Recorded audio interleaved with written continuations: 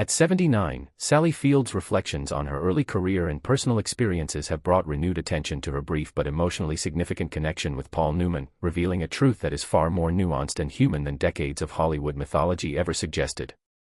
Field, born in 1946, entered the entertainment industry at a young age, rising quickly from television fame to serious dramatic recognition, while Newman, already an established icon by the time their paths crossed, embodied the ideal of Hollywood masculinity, artistic integrity, and public grace. Their relationship, which developed during the late 1970s when Field was still defining her place in the film industry, has often been misunderstood or exaggerated by popular culture, yet Field has consistently emphasized that it was not a scandalous romance but a deeply formative emotional bond marked by admiration, imbalance, and quiet heartbreak. Newman, who was married to Joanne Woodward throughout this period, maintained clear personal boundaries, and Field has openly acknowledged that while she fell deeply in love, the relationship never crossed into betrayal, existing instead as an unfulfilled emotional attachment shaped by timing and circumstance.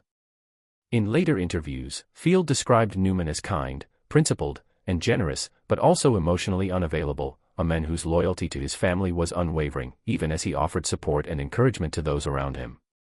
The truth Field eventually shared was not one of wrongdoing, but of unreciprocated affection and the painful lesson of loving someone who could not return that love in the same way. At a time when Field was navigating insecurity, self-doubt, and the lingering effects of earlier personal trauma, Newman's attention and respect carried enormous emotional weight, intensifying her feelings while also highlighting the limits of what he could offer.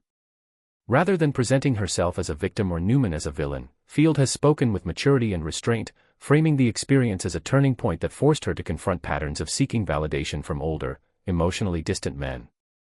She has credited the experience with helping her develop stronger boundaries and a clearer sense of self-worth, lessons that would later inform both her personal life and her performances on screen.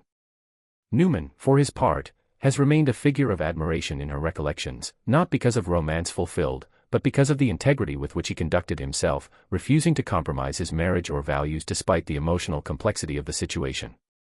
The public fascination with their connection, Field has suggested, says more about society's desire for scandal than about the reality of two actors navigating a delicate emotional dynamic in a highly pressurized industry. At 79, Field's willingness to speak candidly reflects a broader cultural shift toward honesty and emotional accountability, particularly among women whose experiences were once minimized or sensationalized. Her truth is not explosive, but quietly profound, emphasizing emotional clarity over rumor and personal growth over regret. The story ultimately reframes Paul Newman not as a secret lover or moral contradiction, but as a man who understood his limits and honored his commitments, even when doing so caused emotional pain. In telling this story late in life, Sally Field offers a rare example of reflection without bitterness, acknowledging love, disappointment, and respect as truths that can coexist.